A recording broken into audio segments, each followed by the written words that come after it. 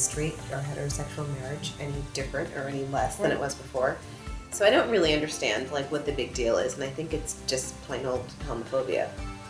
I think it's important to be able to call it marriage because that's the word. And people argue what's in a word. Well, if it weren't that important, there wouldn't be so much opposition to allowing us to use it. If there was marriage equality in this country, we wouldn't have had to go through the 10 years plus that we have gone through. Suzanne would have had the right to sponsor me as a spouse. We all bleed red.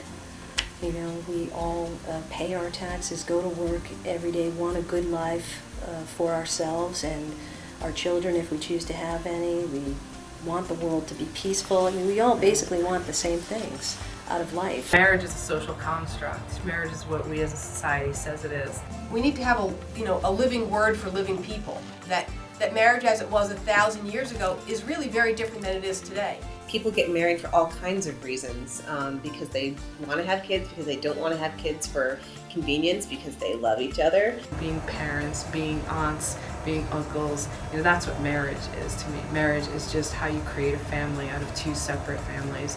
And there's really no other easy explanation for what we are. Creating a separate status just for gay people it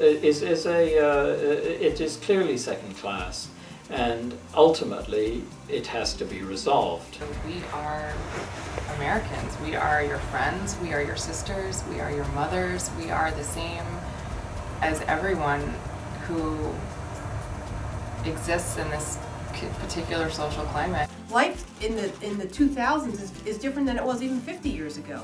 And I think we need a living word for living people, and we need to be flexible in understanding, but yet maintain some stability in society, and marriage is the ultimate stability in every society.